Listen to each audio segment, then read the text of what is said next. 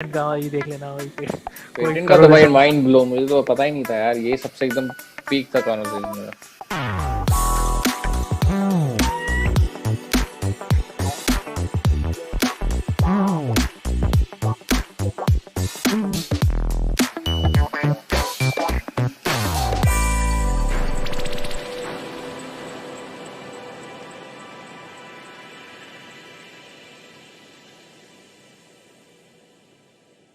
May be intergalactic civilisation जो हम्म। होती है वो किस सिस्टम में ऑपरेट करती है, थिंक अबाउट इट की हम्म। वो इतने बड़े स्केल पे कैसे ऑपरेट कर रही होंगी, क्या सिस्टम होगा उनके, कैसे हाँ। ऑर्गेनाइजेशन होगा उनका, मतलब हाँ, that's kind of future thinking. तो अभी हम सिविलाइजेशंस की बात कर ही रहे हैं, अगर तो सिविलाइजेशंस की बात कर रहे हैं तो ऐसा तो हो नहीं सकता कि हम फर्मीज पैराडॉक्स की बात ना करें।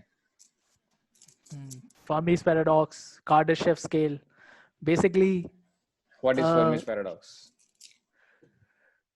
मतलब फर्मीज पैराडॉक्स तो basically Fermi was scientist Germany में, और उन्होंने मतलब वन ऑफ द बेस्ट जो थियोरेटिकल एक्सपेरिमेंटल फिजिसिस्ट था। तो फिर उसने डिवाइस किया कि इक्वेशन निकाली which is a Drake equation, कि उससे कैलकुलेट किया प्रोबेबिलिटी कितनी है प्लैनेट्स की, कहाँ कहाँ लाइफ हो सकती है, what's the probability of exoplanet जो कि गोल्डी लॉक जोन में रहते हैं, हम्म। कितने स्टार्स है सिस्टम में, कितनी गैलेक्सीज हैं, कितनी यूनिवर्स में कितनी गैलेक्सीज हैं, स्टार्स हैं, उसके हिसाब से इक्वेशन बनाई which is a Drake equation. Hmm. और उसमें प्रोबेबिलिटी कैलकुलेट करी, फिर उसका जो रिजल्ट निकल के आया हम्म। कि रिजल्ट निकल गया 10 की पावर 20, 15 to 10 की पावर 21 सेक्सटिलियन, which is 10 की पावर 21 is sextillion, so 50 सेक्सटिलियन ऐसे पॉसिबल प्लैनेट्स हैं जहाँ पे लाइफ हो सकती है। तो मतलब जो कि ये वाले अर्थ लाइक प्लैनेट्स हैं पूरे यूनिवर्स में। On the scale of Galaxy में देखें तो 300 बिलियन स्टार्स हैं हमारी गैलेक्सी में, और उसमें से 30 billion something earth like planets हैं। तो फिर क्वेश्चन आता है कि भाई इतने सारे, मतलब अगर देखा जाए तो सब जगह universe is full of life, ऐसे देखे तो हर जगह लाइफ है। तो paradox is where are the fucking aliens. ये पैराडॉक्स है कि भाई क्या इतनी सारी लाइफ है तो इंटेलिजेंट लाइफ कहाँ है भाई, और कहाँ पे है। तो दैट्स द पैराडॉक्स कि हमने अभी तो जितने टाइम पे हम रहे हैं हमने कोई एलियंस नहीं देखे या कोई एक्स्ट्रा टेरेस्ट्रियल सिविलाइजेशन नहीं देखी, और जो कि गैलेक्टिक लेवल पे होनी चाहिए। और ये रीज़न है कि गैलेक्टिक लेवल पे क्यों होनी चाहिए, तो बेसिकली एक स्केल है जो कि मेजर करता है कि सिविलाइजेशन की पावर क्या होती है, जो कि है कार्डाशेव स्केल। और एक Kardashev minute, how scale is this a paradox? Paradox is basically we have in our galaxy alone मतलब billions and billions of planets which supports life. Hmm. कुछ में से कुछ इंटेलिजेंट लाइफ सपोर्ट करेंगे which are again in millions. Hmm. तो इसमें से millions of species में एक भी स्पीशीज नहीं है जो भी अभी तक इंटरगैलेक्टिक नहीं हुई, क्योंकि हम्म। इंटरगैलेक्टिक करने के लिए स्पीशीज को बहुत कम टाइम फ्रेम लगता है इन टर्म्स ऑफ यूनिवर्स। अगर एक्सपोनेंशियल स्केल की बात करें तो अगर we recognize the universal year scale जो कि है यूनिवर्स की टाइम फ्रेम हमने डाल दिया 30.8 ईयर एक कैलेंडर ईयर में 365 डेज में, तो उसमें 100 मिलियन ईयर्स इज 1 आवर। एक साल में 1 घंटा इज 100 मिलियन ईयर्स।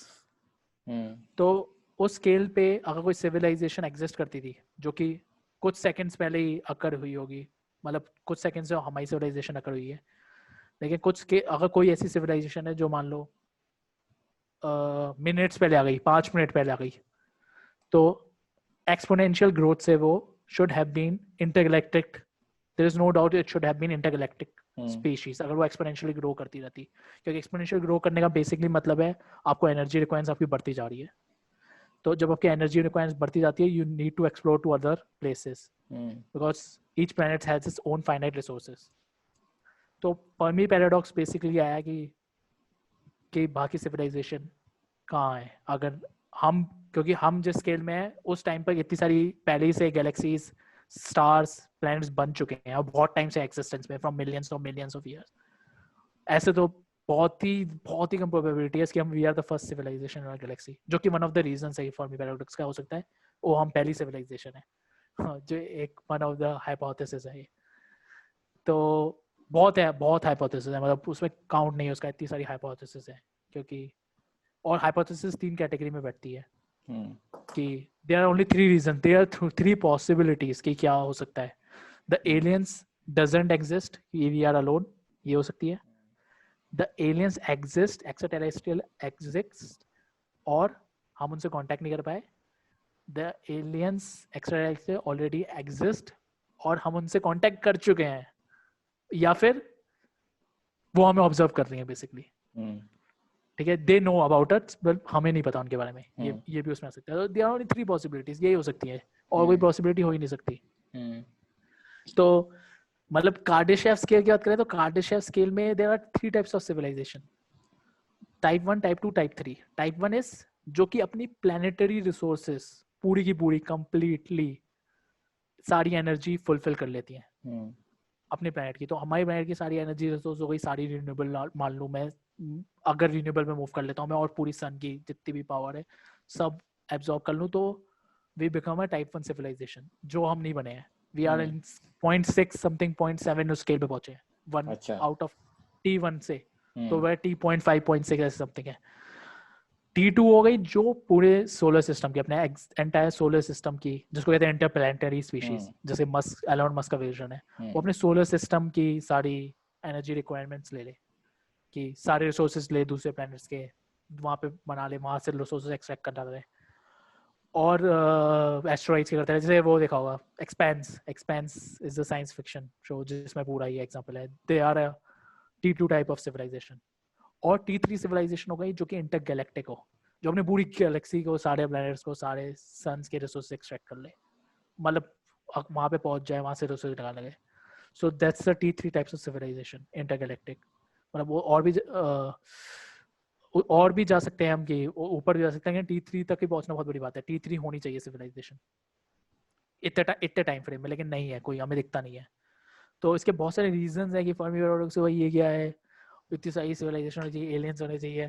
तो कुछ हाइपोथेसिस ऐसी है कि भाई कि कोई सिविलाइजेशन स्केल ही नहीं हो पाती.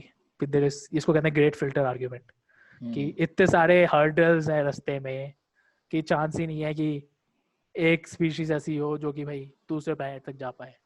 वो कुछ ना कुछ ऐसे बीच में कुछ ना कुछ ऐसे चीज कर देती है जहाँ वो खत्म हो जाती है. या इतने हर्डल्स है बेसिकली. एक तो लाइफ बननी चाहिए, लाइफ कितनी कॉम्प्लेक्स है, लाइफ बननी चाहिए. उसके बाद पहली बात तो इन्वायरमेंट अच्छा होना चाहिए. चाहे अर्थ लाइक प्लेनेट है, पर अर्थ लाइक प्लेनेट पे भी ऐसा एनवायरनमेंट होना चाहिए कि वाटर होना चाहिए, और कुछ टेम्परेचर होना चाहिए सफिशिएंट, एटमॉस्फेयर होना चाहिए, मैग्नेटोस्फीयर होना चाहिए, मतलब काफ़ी रिक्वायरमेंट, टेक्टोनिक प्लेट्स होनी चाहिए जिससे हम लाइफ इमर्ज कर पाए. जब लाइफ इमर्ज करे तो उसको स्केल होने में प्रॉपर टाइम फ्रेम दिया जाए, इतने मिलियंस ऑफ ईयर्स. जब वो मिलियंस ऑफ ईयर स्केल हो जाए तब वो इंटेलिजेंट लाइफ बन पाए. इंटेलिजेंट लाइफ के बाद वो अच्छी सिविलाइजेशन बन पाए जहाँ पे हम पहुंच गए हैं.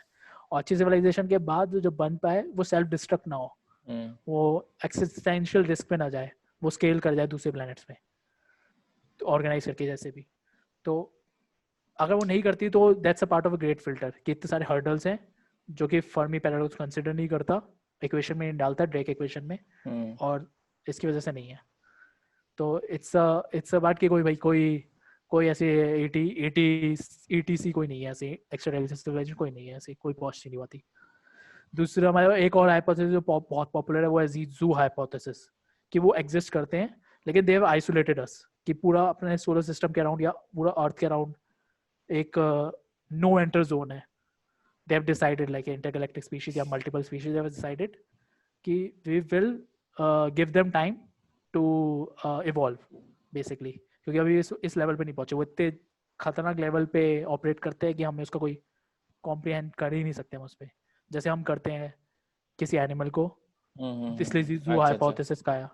भाई हम क्यों नहीं करते किसी एनिमल को, हम छोड़ देते हैं ना जंगल में, कर फन कर दो अपना. तो अभी हमारे लेवल पे नहीं पहुंचा है चिंपैंजी, तो ऐसे छोड़ दिया उन्होंने क्योंकि उस लेवल पे है नहीं. तो दैट्स अ ज़ू हाइपोथेसिस, ये काफ़ी पॉपुलर है. ऐसे बहुत है, मतलब 50 रीजंस मिल जाएंगे ऐसे, कि एक है कि हमने ज़्यादा टाइम फ्रेम दिया ही नहीं. जैसे हमने बोला कि हमने अभी शुरू किया है, लाइक कैलेंडर ईयर में, लाइक इट्स 0.3 सेकेंड्स हमने रेडियो सिग्नल भेजना चालू करे. We haven't communicated it for so long.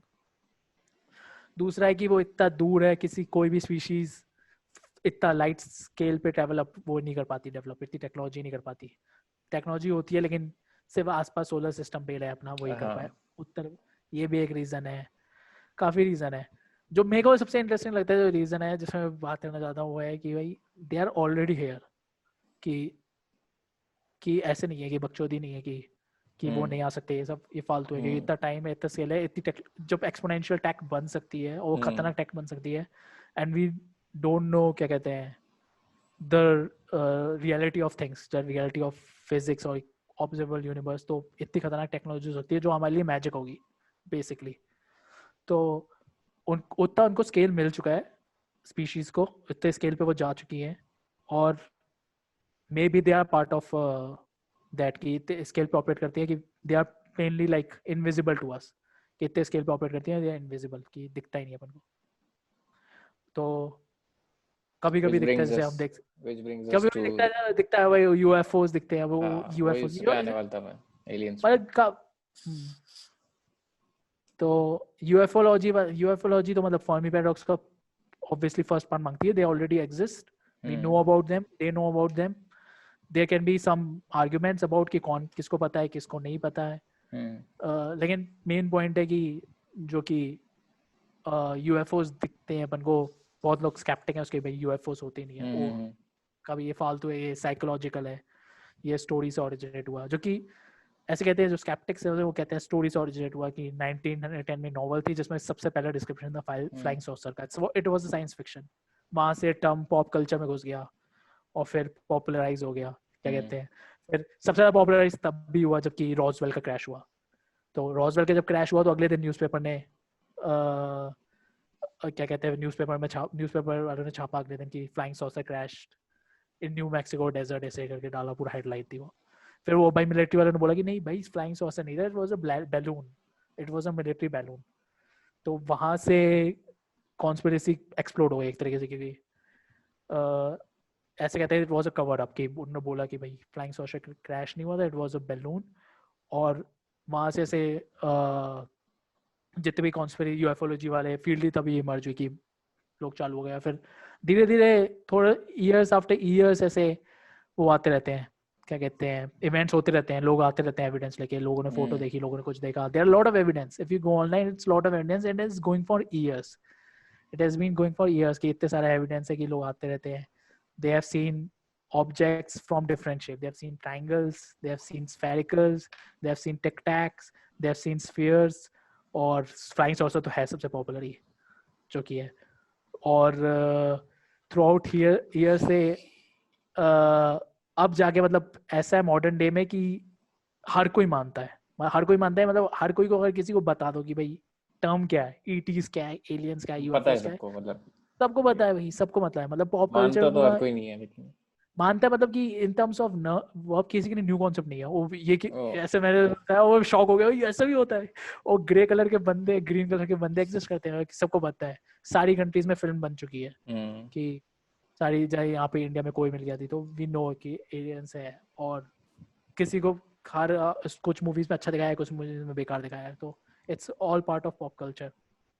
तो अगर ऐसा हो कि अभी कुछ ऐसे डिस्क्लोजर टाइप का हो, या अभी कुछ ऐसे रिवील टाइप का हो जाए, जैसे डिस्ट्रिक्ट 9 टाइप की सिचुएशन आ जाए जिसमें यूएफओस लैंड कर जाती है, अराइवल टाइप की यूएफओ लैंड कर जाती है, तो मतलब कि इतना वो नहीं पड़ेगा सरप्राइज, इतना शॉक नहीं पड़ेगा जितना, बस शॉक तो होगा गया है, लेकिन इतना नहीं पड़ेगा कि वो हमने सोचा ही नहीं था, it's out of the world, कि क्योंकि अब पॉप कल्चर में इमर्ज्ड है।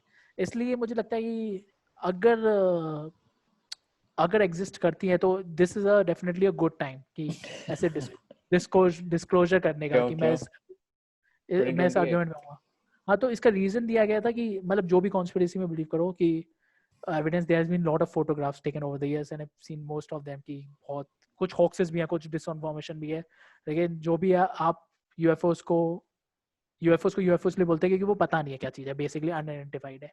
यू कैन रिलेट टू ईटीज की वो हमारी तरह के बीइंग है, यू कैन रिलेट टू कि वो बॉट्स है कोई टाइप के, कि एआई टाइप का कुछ भी हो सकता है, एआई हो सकती है, या फिर आप बोल दो एक्स्ट्रा डायमेंशनल बीइंग्स हैं जो कि हो सकते हैं, there are multiple dimensions to reality.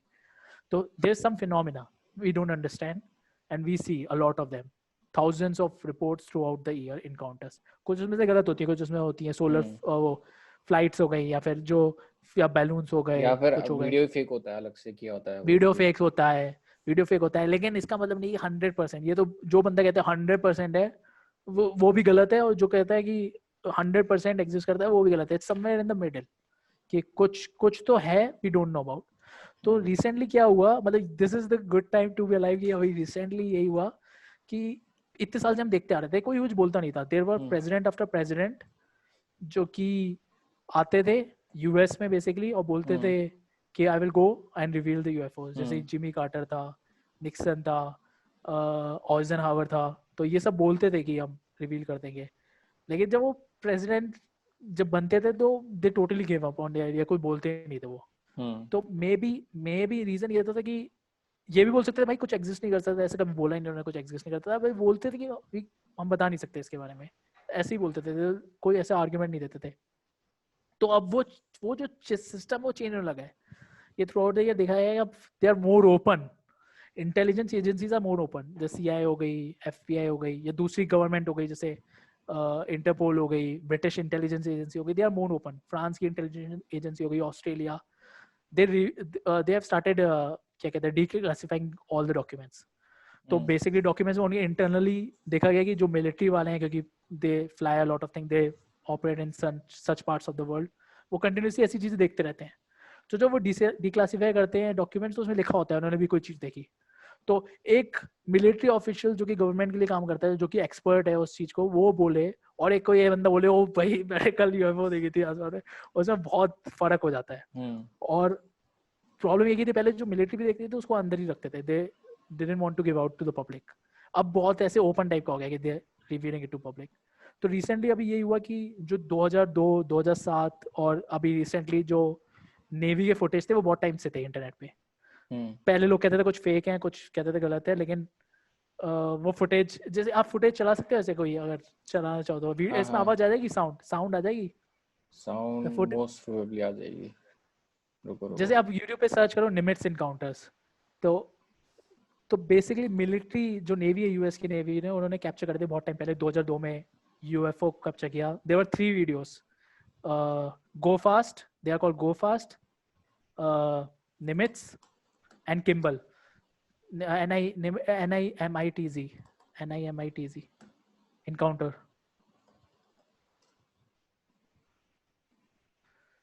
So ये 2004 का USS Nimitz UFO, USS is खतरनाक वो उनकी शिप। हाँ बेसिकली ये वीडियो नहीं है, वीडियो देखना है तो ये वाला देखो, ये वाला देखो, टेलीग्राफ का देखना इसमें। हाँ ये भी, हाँ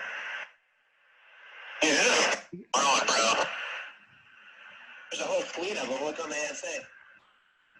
My gosh. They're all going against the wind. The wind's 120 knots to the west. The whole thing, dude.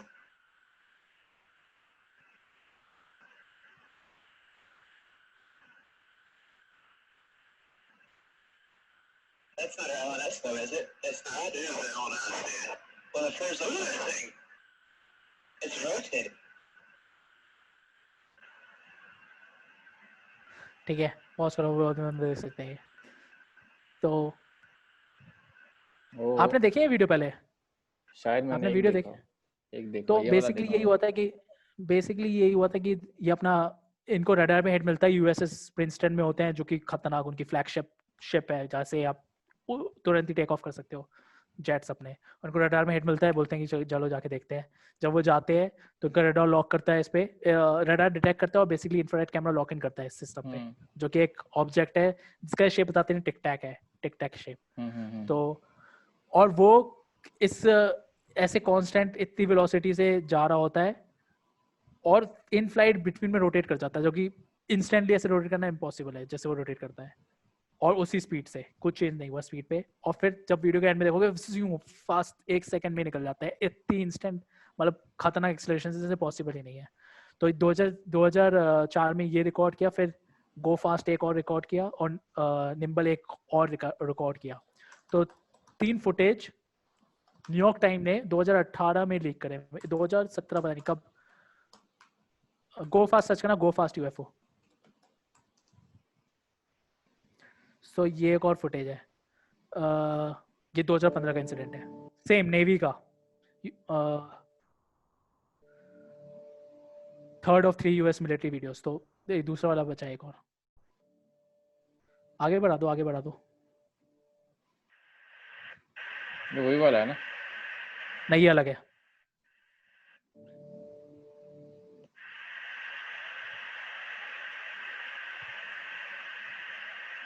ये लॉक इन करने की, ये एंड्रॉइड सिस्टम में लॉक इन करने की सोच रहा है ऑब्जेक्ट में, उसको ऑब्जेक्ट मिल नहीं रहा है, तो अभी वो लॉक इन करेंगे, फिर लॉक इन हो जाता है वो, फिर वो ट्रेस करता है। अब लॉक इन कर लिया इसने ऑब्जेक्ट को।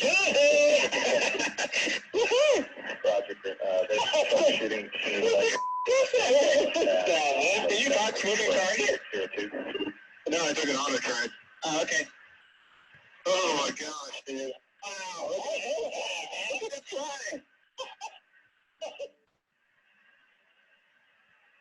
बेसिकली वो बोल रहा है कि वो इतना सरप्राइज है, वो गाली दे रहा है, what the fuck is this thing, क्योंकि वो इतनी स्पीड से आ रहा है कि वो सोच भी नहीं सकते वो इतनी स्पीड से कैसे मूव कर सकता है कोई ऑब्जेक्ट, या फिर ऐसा कोई क्राफ्ट जो बना ही नहीं सकता, किसी पॉसिबल भी नहीं।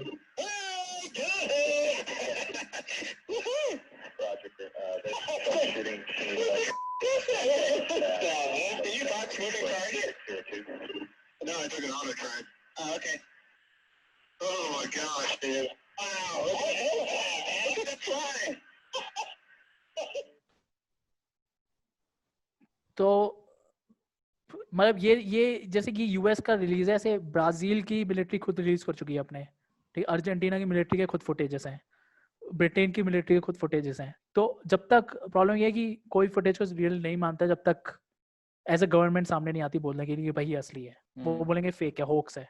तो पहली बार ऐसा केस हुआ था कि यूएस नेवी तो 2000 न्यूयॉर्क टाइम्स का आर्टिकल था इसमें, 2017 पता नहीं कब आया था एग्जैक्टली, मुझे ये नहीं पड़ा, लेकिन उन्होंने आर्टिकल रिलीज किया जो बहुत बड़ी स्टोरी थी, जिसमें उन्होंने ऑर्गेनाइजेशन बताई जिसको यूएस गवर्नमेंट ने फंड किया था, जो कि डिटेक्शन के लिए बनी थी, ऐसे क्राफ्ट्स पे स्टडी करने के लिए, because they were thinking of a national threat कि ऐसे फास्ट कौन से हो सकते हैं। तो उन्होंने इसको टर्म चेंज किया, इसको बोलते हैं अनआइडेंटिफाइड एरियल फिनोमेना, और एक ऑर्गेनाइजेशन बनाई, भूल गया मैं उसका नाम ऑर्गेनाइजेशन का, उसको 22 मिलियन की पेंटागन ने फंडिंग दी, $22 मिलियन की। तो उनको बोला कि रिसर्च करते रहो इस वाले सिस्टम से, उन्होंने थ्रू आउट द ईयर्स 5-6 साल के लिए रिसर्च करी, फिर उसकी कैरेक्टरिस्टिक्स डिफाइन करी कि ऐसे ऑब्जेक्ट्स हैं जो कि वीडियोस देखे, और बहुत वीडियोस ऐसे, इन्होंने सिर्फ 3 लीक हुए इंटरनेट पे जो उन्होंने रिकॉग्नाइज किया पेंटागन ने, 3 वीडियोस हमने डिस्क्लोज करे हैं, ये ऐसे काफ़ी फुटेजेस उन्होंने बताए नहीं है। तो उन्होंने फिनोमेना का कैरेक्टरिस्टिक्स बताई कि ये जो इक्विपमेंट है ये this is not earth made. उसका रीज़न इन्होंने ये दिया कि क्योंकि ये मल्टीपल डायमेंशन पर ट्रैवल कर सकता है। तो बेसिकली दे सॉ ये ऑब्जेक्ट को पानी में जाने के इमर्स होते हुए और पानी से वापस आते हुए इनक्रेडिबल स्पीड से, और स्पेस पे जाते हुए और वापस एयर पे जाते हुए। तो 3 एलिमेंट्स में ट्रैवल कर सकता है, basically air, vacuum and water, same speed से, कोई डिफरेंस नहीं। उन्होंने ये ऑब्जर्व किया तीनों पे, और they can hover at a point statically without any propulsion system, उससे कोई एयर नहीं निकलेगी, स्टैटिकली एक ही जगह पे खड़ा रहेगा। और जैसे अगर मेरे को खड़ा होना एक जगह पे तो मैं हेलीकॉप्टर यूज करूंगा, वो स्टेशनरी रह सकता है because there is a motor going on जो बैलेंस कर रही है। लेकिन ये इसमें कोई प्रोपल्शन सिस्टम नहीं है, कोई फैन नहीं है, सीधा स्फेरिकल टाइप की डिस्क है, एक लेयर है जो कि होवर करती रहेगी बहुत टाइम के लिए। बॉब लज़ार की भी तो स्टोरी मैच हो रही है जो तू बता रहा है। मतलब बॉब लिज़ार्ड पे बाद में आते हैं वो, क्योंकि कंट्रोवर्शियल फिगर है, दिस इज ये पक्का एविडेंस, इसको अच्छा, ये अच्छा। वो नहीं कह सकता है, क्योंकि ये दिस इज अ वो ऑफिशियली डिस्क्लोज बाय पेंटागन, जो कि अच्छा। उनकी इंटेलिजेंस एजेंसी है। उन्होंने डॉक्यूमेंट्स दिए, हाँ हमारी ऑर्गेनाइजेशन जो उस पर रिसर्च कर रही थी, हमने फंड किया था इसको, और ये यूएस मिलिट्री और जो भी वो है नेवी वाले वो एज सामने आए हैं, और उन्होंने इंटरव्यूज भी करे हैं बहुत जगह, उन्होंने देखा है बहुत, जो जिन्होंने जो भी फ्लाई कर रहे थे जेट, उन्होंने सामने देखा था। ये तो हम इंफ्रारेड कैमरा पे देख रहे हैं जो कि इतना बेकार दिखता है, लेकिन दे वर लुकिंग एट जो रियल टाइम पे होता है, उसको चेस करा बेसिकली और बताया। तो जब वो चेस कर रहे थे, जैसे इस यूएफओ चेस कर रहे थे, तो जब उसके वो ऐसी क्लोज ऐसी 2-3 माइल के क्रॉस पहुंचे, तो वो होवर कर रही थी एक जगह पे, जैसे वो बताते हैं पायलट्स, होवर कर रही थी और एकदम से वो टुक ऑफ होकर सीधा स्पेस पे चली गई। तो वो पूछते हैं अपने प्रिंसटन को कॉल करके, भाई कहाँ है, रडार में कहाँ है, क्योंकि उनको डिटेक्ट नहीं कर पाता। तो बोलता है कि भाई ये आपसे 68 माइल्स दूर है, अभी 1 सेकंड में 68 माइल्स वो दूर यूएफओ चली गई। फिर वो उसको वहां पे 68 माइल दूर जाते हैं, फिर वो वहां से दोबारा वहां पे स्पॉट पे आ जाती है इंस्टेंटली। ये मजाक नहीं कर रहा मैं, असली है ये, उसमें पायलट का है। और इसका रेडार फुटेज नहीं है जो कि बताता है डायरेक्शन में फ्लक्चुएट करके, क्योंकि जिस दिन इन्होंने शिप पे वो करा, जब ये वापस आए पायलट और यूएसएस प्रिंसटन में लैंड किया, तो ऐसी डिस्कशन हो रही थी क्या हो रहा है। तो 2 बंदे आए फ्लाइट में, वो बताता है पायलट, 2 बंदे आए और उसी वक्त हेलीकॉप्टर इनके आए, वो रेडार का फुटेज वो ले गए और कुछ नहीं बोला, मतलब ऐसी रेडार का फुटेज पूरा बोला कि हमारे निकाल के दे दो रेडार का फुटेज, और ले गए वो। निकाल के दे दो मतलब ऐसे कैसे? थोड़ा रेजिस्टेंस तो उनसे मतलब ऐसे ऊपर कैसे? उनसे ऊपर वाले बंदे थे ना, दे वर ओ हायर इन द रैंक्स। मतलब ऐसे थोड़ी है, ऐसे कोई थोड़ी आ सकता है किसी अच्छा, में वही उनको। सॉरी हाँ। जब रिपोर्ट किया तो वो रडार का फुटेज लगा, लेकिन इंफ्रारेड का फुटेज रखने दिया। तो इंफ्रारेड का फुटेज है हमारे पास, लेकिन रडार का नहीं है, तो हम वो देख नहीं सकते इंस्टेंटली ट्रैवल वाला। लेकिन इस वीडियो में जो अगर एंड तक वीडियो देखोगे तो ये जब लोकेट करके रखे हैं इसको, तो लास्ट में जब वीडियो खत्म होता है तो वो एकदम से गायब हो जाती है शिप उनकी जो उड़ रही है। वो इतने एक्सेलरेट कर जाती है, मतलब कांस्टेंट वेलोसिटी तो चल रही है ऐसे फ्रेम में, और ज्यू निकल के चली गई। तो इतने एक्सेलरेशन से कोई भी ऐसे मॉडर्न अर्थ पे जेट वो जा ही नहीं सकता, पॉसिबल ही नहीं है। तो कैरेक्टरिस्टिक्स ये थी कि होवर कर सकता है एक प्लेस पे और उस पे इनर्शिया का फर्क नहीं पड़ता, मतलब इंस्टेंटली वो हाई एक्सेलरेशन से जा सकता है। अगर एक ह्यूमन कोई एयरक्राफ्ट या ह्यूमन उसके अंदर वो एयरक्राफ्ट जाए, वो उसका बॉडी फट जाएगी पूरी, इतना एक्सेलरेशन जाएगा, मतलब सारे बोन्स बाहर निकल जाएंगे बॉडी से इतने एक्सेलरेशन से अगर कुछ निकलता है तो इतना हाई स्पीड एक्सेलरेशन होता है वो। मतलब ये सब ट्रेंड होते हैं 10G समथिंग एक्सेलरेशन में जो टॉप रन पायलट्स होते हैं, लेकिन they are talking about acceleration more than this 100 times something, वो इंस्टेंटली टेक ऑफ कर सकता है। तो इन्होंने कैरेक्टरिस्टिक्स डिफाइन करी, तो बाद में ऐसे बोला कि ये 3 कैरेक्टरिस्टिक्स एक्सप्लेन की, और हाँ चौथी ये थी कि वो उसमें वो कुछ नहीं था, देयर इज नो फ्यूम्स, जो हम सोचते हैं कि वहां से कुछ गैस निकल रही है जो उसको फोर्स कर रही हो, और ये क्लोज सा सिस्टम था पूरा। हाँ तो that's a different propulsion system we have no idea about.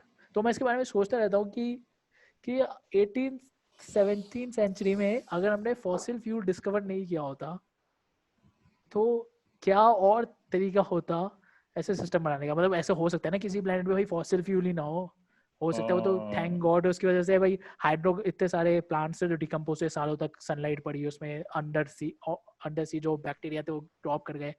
हो सकता है ऐसे भी प्लेनेट हो सकते हैं ना भाई जहाँ पे ऐसा हुआ ही नहीं, वो उन्होंने कभी निकाला ही ना हो, वो उस एनर्जी सिस्टम पे गए नहीं हो कि भाई जैसे हम चलाते हैं डिवाइसेस।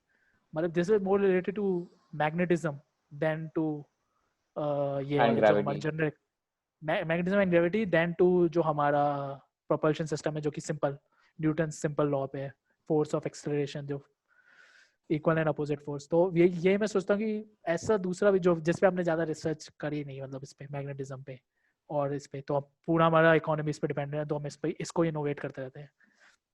फिर क्या हुआ सडनली, क्या हुआ कि जब ये इनकाउंटर वो करे ना उन्होंने रिपोर्ट निकाली, उसके बाद पेंटागन ने भी बोल दिया हाँ भाई ठीक है ये हमारे ऑर्गेनाइजेशन है। उसके अगले साल 2018 में यूएस की मिलिट्री ने पेटेंट करवाया, यूएस की नेवी ने पेटेंट कराया, same structure same device triangle shape में, और पेटेंट है प्रोपल्शन सिस्टम जो कि विदाउट गैस चलता है, विदाउट इस पे चलता है कि इस पे क्या कहते हैं, क्या बात कर रहे हैं? सिस्टम और पेटेंट। हाँ ओ पहले वही आ गया, ये भी चलाओ दूसरा वाला करो, 3 पेटेंट रजिस्टर करे थे, ये क्राफ्ट था ये बिल्कुल एग्जैक्टली इस वजह, और तीन थे पेटेंट, ट्रायंगुलर स्पेसक्राफ्ट ये और एक और है जो ऊपर वाला, क्राफ्ट यूजिंग इनर्शियल मास रिडक्शन डिवाइस, मतलब खतरनाक चीज है। जो ऊपर वाला भी खोल देना ट्रायंगुलर स्पेसक्राफ्ट,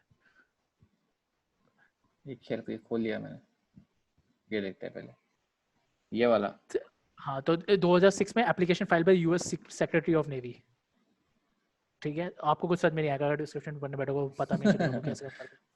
ठीक है, इसका एब्स्ट्रैक्ट पढ़ सकते हो बस, इससे ज़्यादा पता चलेगा।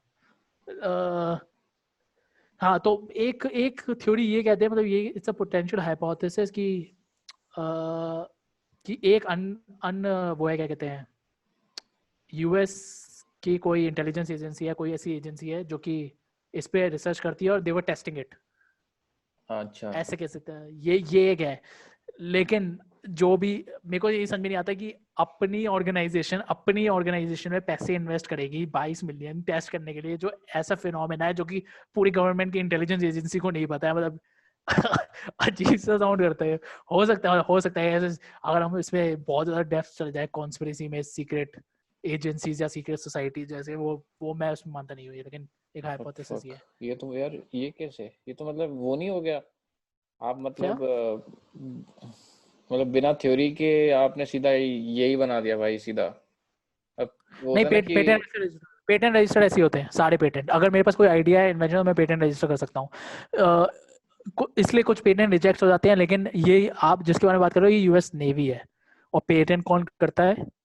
जो यूएस ही करेगी, उनका जुडिशरी सिस्टम करेगा। तो कॉन्फ्लिक्ट ऑफ इंटरेस्ट नहीं देख रहे हो? चाहे मैं कुछ भी लिखूंगा मेरा ज्यादा चांसेस नहीं है पेटेंट होने के।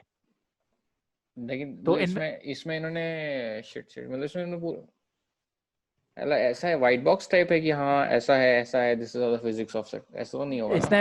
इन्होंने रिसर्च करा, थ्योरेटिकल करा होगा, और इन्होंने बोला होगा कि ऐसा पोटेंशियली बन सकता है, तो मैं सबसे पहले बनाऊं, इससे पहले मैं पेटेंट तो करवा दूं उसको, क्योंकि ये गेम चेंजिंग, क्या लिखा है इसमें, फास्टर देन लाइट ट्रैवल। तो मतलब नहीं ये अगर कहाँ इसमें फास्टर, ये this is faster than light travel.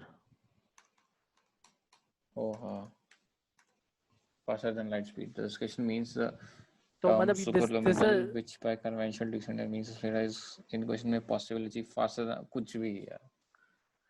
मतलब कुछ भी तो हम ऐसे कह नहीं सकते, क्योंकि जो हमने ऑब्जर्व किया जितनी चीजें वो इतनी स्पीड से जा रही थी कि हम सोच नहीं सकते। और लाइट तो मतलब यूनिवर्सल कांस्टेंट है ना, मतलब जितना हमें पता है भाई अब तो। लेकिन थ्योरेटिकली ऐसी शिप बन सकती है जो कि इसको वो नहीं करे, इस वाले लॉ को, लाइट के स्पीड से ज्यादा नहीं चल सकती, they can warp the space itself. तो आपको लाइट से ज्यादा जाने की जरूरत नहीं चलती, जो कि साइंस फिक्शन इतनी सारी वो है। जब मतलब अगर बहुत अच्छा चैनल है स्पेस टाइम आप देखना, तो उसमें सारी वो डिवाइसेस, सारे ऐसी स्पेसशिप बताई है अलग अलग की, एक्सपेंस की भी बताई है, जो एप्स्टीन ड्राइव है, जो कि हम अभी वाली टेक्नोलॉजीज बना सकते हैं एप्स्टीन ड्राइव की। इतनी एक्सेलरेशन चलती है, कांस्टेंट इतना एक्सेलरेशन दे दोगे तो आप 0.5 स्पीड ऑफ लाइट तक पहुंच सकते हो, और आपको फर्क भी नहीं पड़ेगा, क्योंकि कांस्टेंट इतनी वेलोसिटी पे अगर कांस्टेंटली चल रहे हो तो कोई एक्सेलरेशन होगा नहीं। तो लेकिन उस स्पीड पे पहुंचने में टाइम लगता है ना, वो ह्यूमन लिमिटेशन है ना। ह्यूमन लिमिटेशन, ह्यूमन सर्वाइव नहीं कर पाएगा इतना एक्सेलरेशन। मेनली वही है कि अगर भाई लाइट स्पीड या हाफ ऑफ लाइट स्पीड पे पहुंच गए तो भी बहुत जल्दी से, तो भी हम काफी डिस्टेंस अप्रोच कर सकते हैं। मतलब इनका तो प्लैनेटरी स्पीशीज तो आराम से बच सकते हैं, ये वाली प्रॉब्लम है। हाँ, तो ये सब अब डिस्क्लोजर ये अभी हो रहा है, मतलब ये सब चीज अभी आई है रिसेंट में। ऐसे मैं अगर कॉलेज में था तो ऐसे ये कुछ नहीं था, मतलब पूरी फील्ड ऐसे थी कि बस फालतू इन्फॉर्मेशन। पेटेंट तो था नहीं ना? ये अभी 2018 का पेटेंट है ये। अच्छा, ये जब से न्यूयॉर्क टाइम में रिलीज का आर्टिकल, और जब से ये खुद पेंटागन ये सामने आया और ऐसे ऑर्गेनाइजेशन सामने आई, तब जाके इन्होंने ऐसा करना चालू किया। और ये सिर्फ यूएस की बात है, हर कंट्रीज में अपनी गवर्नमेंट डिस्क्लोज करती रहती है। जैसे इंडिया पाकिस्तान और चाइना का सबको पता है कि यूएफओ सबसे ज्यादा कहाँ पे देखी जाती है, जो कि हिमाचल लद्दाख वाला एरिया है। वहाँ पे कांस्टेंट कोई भी मिलिट्री आर्टिकल सर्च करोगे आपको मिल जाएंगे, मिलिट्री वाले बोलते रहते हैं दे रिपोर्टेड समथिंग सीन। वो वाला उनका बेस है जहाँ पे सबसे ज्यादा यूएफओ ऑब्जर्व होती रहती है, उस वाले रीजन में, लद्दाख वाले में। तो ये एक का नहीं है। सबसे ज्यादा जो रिलीज करती है डॉक्यूमेंट्स, तो वो सरप्राइज होगा, सबसे ज्यादा डॉक्यूमेंट्स और वीडियो एविडेंसेस जो रिलीज करती है वो ईरान करती है। ईरान के बहुत फुटेजेस है मिलिट्री वाले मिल जाएंगे, और कॉन्स्टेंटली मिलिट्री देखते रहते हैं वहाँ पे। बहुत ज्यादा इसका फिनोमेना है कि देखने का कि ये यूएफओस वहाँ पे ज्यादा देखी जाती है, ऐसे चलता रहता है फिनोमेना ये वाला। अब जो इस पे रिसर्चर्स बेसिकली काम करते हैं, अब इसको वो सूडो साइंस टाइप की फील्ड करेंगे ऐसे। वो हर चीज बहुत चीजें सूडो साइंस होती है जब तक वो साइंस में कन्वर्ट नहीं होती, जब तक एविडेंसेस इतने नहीं आते। तो अब पिछले महीने शायद एक वीडियो देखा था मिचाई काकू जो एक अच्छा साइंटिस्ट है वो। तो वो तो पूरा उसने यू टर्न ले लिया समथिंग। तो बोलते कि अब there is a overwhelming amount of evidence, अब ऐसे क्वेश्चन नहीं कर सकते कि लोगों के हम बोल नहीं सकते कि तूने ये चीज देखी, we should question the government. पहले उल्टा होता था। We are now witnessing a tipping point. You see, the burden of proof used to be on the believers to prove that UFOs are real. Now the burden of proof has shifted to the government and the military to prove that they're not real. People were ridiculed to a degree कि भाई तू पागल है, हम्म, तूने ये देखा, या फिर अब वो चेंज हो गई इक्वेशन। तो अगर कुछ होता है तो दे क्वेश्चन द गवर्नमेंट। तो उसने बोला कि अब मिलिट्री जब इतने रिलीजेस कर रही है तो we should question the government कि क्या है ये, मतलब this can be a potential of national threat. मतलब किसी के पास इतनी ज्यादा टेक्नोलॉजी है, this is a exponential tech, किसी के पास कोई कंट्री हो सकती है, या फिर जो कि हाईली अनलाइकली है, कोई ग्रुप हो सकता है या कोई एक्स्ट्रा टेरेस्ट्रियल हो सकता है जिसके पास ये एक्सपोनेंशियल वो है कि उसको पास हम रीच ही नहीं कर सकते, उसकी हम से वो उसको फॉलो ही नहीं कर सकते हम उसको, उनके स्पेसक्राफ्ट को। तो हमें इस पे भाई ज़्यादा पैसे नहीं डालने चाहिए भाई, this is a potential of existential threat. क्योंकि अगर वो ईटीज अगर चाहे कि नहीं मुझे पसंद नहीं है ये ह्यूमंस अच्छी तरह नहीं रहते, इनको थोड़ा वो है, लगता है कि भाई they can bring a destruction to the system, चलो खत्म ही कर देते हैं। या फिर उनको सन को एक्सट्रैक्ट करना हो, इतनी एनर्जी चाहिए हो, तो वो सोचेंगे हमारे बारे में कि यहाँ पे कुछ लोग रहते हैं जो सोचे हम इसके बारे में। तो पता नहीं ये वाला आजकल काफी इसमें हो रहा है। देयर इज अ रूमर, मतलब अभी पता नहीं सही होगी, और सही होगी तो फिर पॉडकास्ट करेंगे। There is a rumour of a new article coming in जिसमें और फुटेजेस और डॉक्यूमेंट्स लीक होने वाले हैं न्यूयॉर्क टाइम्स के सिमिलरली, कि और डिस्क्लोजर हो सकता है पोटेंशियली। क्योंकि ये ऐसा टाइम है कि लोगों को फर्क नहीं पड़ता, कि लोग और भी ऑक्यूपाइड है। अगर एलियंस, और वैसे भी आजकल मीम चली हुई है, मीम नहीं देख रहे, अगस्त में वो एलियन इन्वेंशन बचा है अभी, वो नहीं जनवरी में वो हाँ फॉरेस्ट फायर और एलियन इन्वेशन। तो काफी चिल है, मतलब ऐसे कुछ नहीं है कि ऐसा होता भी है। और इसके यूएफओ के बेसिकली दो साइड, मतलब दो ग्रुप्स है जो कि काफी रिसर्च करते हैं और एविडेंसेस भी देखते हैं। ये सब ऐसे फालतू लोग नहीं करते, अच्छे अच्छे साइंटिस्ट हैं। और कुछ है जो वू टाइप वाले हो गए, हाँ वो उस पर कभी नहीं घुसना। मतलब कुछ लोग थे जो उसमें बात करते थे, पहले वो कन्वर्ट हो गए उसमें, बेसिकली वो स्पिरिचुअलिटी टाइप में चले गए, अच्छा बाबा टाइप वाले में। अच्छा अच्छा। वो भी वो हमारे लिए मतलब ऐसे ट्रीट करते हैं, वो गॉड्स हैं समथिंग, वो कुछ एनर्जी देते हैं, वी कैन टॉक टेलीपैथिकली, उनको बुलाएंगे, कांटेक्ट करेंगे। वो वो साइड वाला टाइप हो गया, पैरानॉर्मल नहीं नहीं, टाइप का। अब वो उस पे आ, बीच में आ, इंटरसेक्शन में आ, बॉब लजार पे आ। नहीं, बॉब लिजार्ड कंट्रोवर्शियल फिगर है, उसका कुछ कह नहीं सकते। कि एक तो उसकी स्टोरी बहुत पुरानी है, मतलब तब हमारे पास इंटरनेट भी नहीं था जब जिस टाइम की स्टोरी है। अगर ऐसा कोई चीज आए अभी तो इतने लोग बैठे हैं रिसर्च करने के लिए, वो कर सकते हैं। हाँ, बॉब उसकी लजार स्टोरी थोड़ा मैं क्लियर कर देता हूँ, एक मिनट, सॉरी, क्लियर कर देता हूँ। बॉब लजार एक ऐसा आदमी है वो क्लेम कि वो एक गवर्नमेंट ऑर्गेनाइजेशन के लिए काम कर रहा था। उसने बोला कि ये लोग कुछ छुपा रहे हैं हमसे, और वो यूएफओ टेक्नोलॉजी ही छुपा रहे हैं। और उसने पूरी पूरी उसकी स्टोरी है, बस उसने एविडेंस इतने प्रोड्यूस नहीं कर पाया, शायद वीडियोस है बस थोड़े से। उसकी नेटफ्लिक्स पे डॉक्यूमेंट्री भी है। हाँ, तो Bob lizard was a figure, came out in 1980s, 89 में पता नहीं आया, इंटरव्यू दिया, डिस्क्लोज करा उसने, खुद आया बात कि मैं एरिया 51 में एक साइट है, एरिया 51 नहीं, एरिया 51 में एक साइट है S4, वहाँ पे वो काम करता था कुछ पीरियड ऑफ टाइम के लिए, 6 महीने से 1 साल समथिंग, कॉन्ट्रैक्ट बेसिस में। तो hired by the US military to work on something जो वहाँ पे था।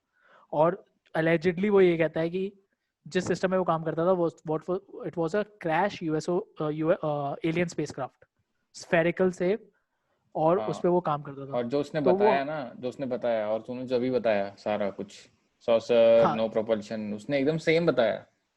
तो उसने बेसिकली जब वो 80s में काम कर रहे थे तो एविडेंसेस, उसके साथ सीन ये हुआ जब वो डिस्क्लोज करने बैठा तो वो एविडेंस जब लेके आता था तो कुछ था ही नहीं उसका। कि वो बोलता था मैं न्यूक्लियर फैसिलिटी में काम करता था, लॉस हम्म एलमोस में, न्यूक्लियर साइंटिस्ट था वो, वहाँ पे उसका नाम नहीं है। बोलता है मैं MIT से पास आउट हूँ, वहाँ पे उसका नहीं है। मैंने हार्वर्ड से अपनी बीटेक एमटेक करी है, मैं वहाँ पे नहीं हूँ। BSMS करी है, मैं वहाँ पे नहीं हूँ। तो PhD फ्रॉम MIT के कुछ डॉक्यूमेंट्स नहीं है, न्यूक्लियर साइंटिस्ट की डॉक्यूमेंट नहीं है। क्योंकि इतना बड़ा कोई फिगर अगर किसी को हायर करोगे आप ऐसे चीज पे काम करने के लिए, तो हम्म, उसके कुछ क्रेडेंशियल तो होंगे, ऐसे किसी भी बंदे को ऐसे थोड़ी चाह जा तू। हाँ तो, तो कुछ ऐसे डॉक्यूमेंट्स कुछ है नहीं, कुछ डॉक्यूमेंट्स हैं, कुछ विटनेसेस हैं जो सामने आए कि क्योंकि एक ही फ्लाइट लेते थे वो लोग, लॉस एलमोस से लॉस एंजलिस, फिर वहाँ पे लैंड करते थे और वहाँ पे साथ में जाते थे। तो कुछ एविडेंस है, हाँ भाई ये बंदा हमारे साथ होता था। कुछ बंदे चले जाते थे जो मिलिट्री वाले ग्रुप है, वो एरिया 51 के साथ चले जाता था, group of scientist went to S4। तो बोच बोलते हैं कि हाँ हमारे साथ जाता था, ये रिकग्नाइजेबल गाय है। जो फैसिलिटी में काम करता था, न्यूक्लियर फैसिलिटी में, वहाँ पे भी बोलता है कि ये बंदा हमारे साथ काम करता था। थर्ड आई विटनेसेस है, लेकिन कोई ऐसे डॉक्यूमेंट्स नहीं है, तो इसकी स्टोरी इसलिए कंट्रोवर्शियल है। तो बंदे कहते हैं वो फेक मान रहा है कि वो स्टोरी पॉपुलर होना चाहता है, इसलिए वो यूएफओ कम्युनिटी में बहुत कंट्रोवर्शियल फिगर है। और जो इसमें रिसर्च करते हैं वो भी डिवाइडेड है अपने साइड। कुछ अच्छे रिसर्चर्स बोलते हैं कि स्टोरी पूरी होक्स है, कुछ बोलते हैं अच्छी है। तो मतलब बहुत अच्छा एपिसोड है जो रोगन का, जिसमें वो आया था बहुत टाइम बाद, उसने रिव्यू वो दिया था। भाई वो बहुत सही एपिसोड था। तो उसने आराम से बताया मतलब। और जो जो जो वो है कमांडर फेवर जिसने ये यूएफओ का वीडियो की रिकॉर्डिंग करी थी, वो उसने उससे बात करी थी, वो भी जो रोगन में आया था। तो वो बोलता है कि मैंने ये उससे बात करी, क्या कहते हैं, बॉब लजार से मिला था मुझे, कोई फेस्ट कुछ टॉक थी उसमें था। तो बोला भाई बिल्कुल स्मार्ट गाय, ऐसे कुछ लगा नहीं मुझे। जैसे कोई कुछ बंदे होते हैं यूएफओ वाले, वो थोड़े सिजोफ्रेनिया, कुछ मेंटल प्रॉब्लम होती है, कुछ भी देखते हैं वो, लेकिन वो था ही नहीं, वो एक्चुअल में सही बंदा था बात करने के लिए। तो बोले मुझे तो कोई प्रॉब्लम नहीं हुई उससे बात करने में।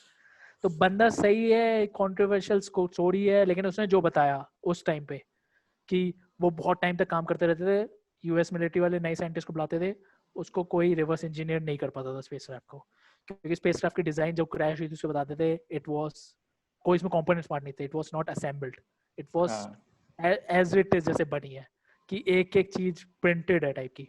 तो 3D प्रिंटिंग थी नहीं, तो पता नहीं चलता था। 3D प्रिंटिंग से बिल्डिंग बना लेते हैं लोग, तो वो पूरी 3D प्रिंटेड एक टाइप से होगी भाई। और उसके अंदर कोई पार्ट्स नहीं थे, मतलब सबसे शॉकिंग, उसके अंदर कोई पार्ट्स नहीं थे, वायरिंग नहीं थी कोई स्पेसशिप में, चलाते कैसे थे, कोई ऐसे रिमोट कंट्रोल नहीं थे। तो वहाँ पे हैंड के वो थे जहाँ पे हाथ रखते थे, एक्स्ट्रा टेरेस्ट्रियल जो भी, और उससे कंट्रोल करते थे बेसिकली फ्रॉम टच से, मे बी टच से, या मे बी टेलीपैथिकली कोई ब्रेन से, ब्रेन टू इलेक्ट्रॉनिक्स वो इंटरफेस हो, उससे कंट्रोल करते थे। ये उसकी एलिजिडली डिजाइन है उसकी स्पेसशिप की क्राफ्ट। और जो प्रोपल्शन सिस्टम बताता था, इट वाज ग्रेविटी बेस्ड, कि वो टेक ऑफ करता था हॉरिजॉन्टली और it used to move like this. हाँ, ये पूरी इलैबोरेट स्टोरी जो रोगन का एपिसोड लिंक मैं कर दूंगा। तो उसमें स्टोरी है, काफी फैसिनेटिंग स्टोरी है, मतलब अगर बकवास भी लगे लेकिन इट्स एंटरटेनिंग, वो तभी भी ऑफ कोर्स बहुत मजे आएंगे। स्टोरी सुनने में क्या है, स्टोरी अच्छी है काफी। अब वो पता नहीं कि लगती है काफी स्टोरी, मतलब सुनने में काफी कन्विंसिंग लगती है, लेकिन once you think hard evidence दो, हाँ ये क्या है, ये है, वो नहीं बता पाता। और मतलब वो बहुत टाइम से वो जो रोगन में आया, वो भी बहुत टाइम से, जो रोगन जो खुद ही एलियंस में काफी मतलब वो बफ टाइप का है, फैसिनेटेड है, तो वो बहुत टाइम से बुलाना चाहता था। लेकिन वो जब से वो 1980s में जब उसने इंटरव्यू दिया, रिडिक्यूल करके भगा दिया था कम्युनिटी ने, तो वो आइसोलेटेड अलग ही रहता था। उसने बोला क्योंकि तभी भी ऐसे ही होता था। अभी एक नेटफ्लिक्स की नई सीरीज आई है अनरिजॉल्व मिस्ट्रीज, मैं वही देख रहा था, उसमें 5th एपिसोड, वो रिबूट है जो अनरिजॉल्व मिस्ट्रीज आता था, उसमें 5th एपिसोड यूएफओ के बारे में। तो वो एक और यूएफओ की साइटिंग है जो कि यूएस में एक टाउन में हुई थी, छोटे से टाउन में। और वहाँ पे जो लोग सामने आए थे उनको भी बहुत 1970s की स्टोरी, उनको भी बहुत रिड्यूल किया था, उनको अपना टाउन छोड़ के जाना पड़ा था बाहर, क्योंकि लोगों ने भगा दिया था वहाँ पे कि तुम भाई ऐसे लोग हो, तुम फालतू स्टोरी बना रहे हो। तो वो कल्चर जो था कि ऐसे कोई स्टोरी अपनी लेके आता था, उनको कोई फायदा नहीं होता था, उनको फेम नहीं मिलता था, उनको उसको डिसएडवांटेजेस थी। कोई भी अपनी स्टोरी लेके आता था उसको साइको मानते थे लोग और भगा देते थे। कोई किसी को नहीं मानेगा कि मैंने कुछ ऐसा देखा।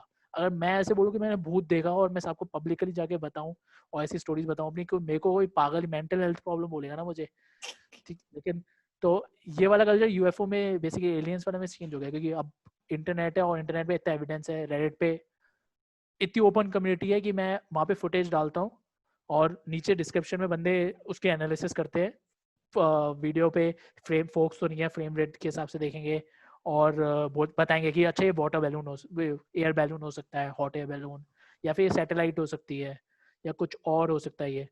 तो उसमें टैग कर देते हैं वो basically, this is unidentified, this is identified. तो ये वाला कल्चर है जब मैं ऐसे बोल सकता हूँ जाके। पहले इंटरनेट से पहले ऐसे it was kind of a joke, कोई भी जाके बोलेगा भगा देंगे उसको, ओह तू एलियन मानता है, पागल है क्या तू, ऐसे।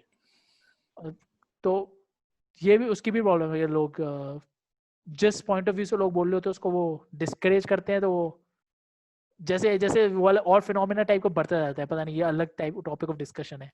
जैसे भी तो काफी है, जैसे जैसे फ्लैट अर्थर्स वाला हो गया, अरे हाँ, अब वो उनको रिडिक्यूल करते रहते हैं वो, लेकिन रिडिक्यूल मतलब ठीक है, गलत है, लेकिन रिडिक्यूल करने से आप उसको प्रमोट ही कर रहे हो।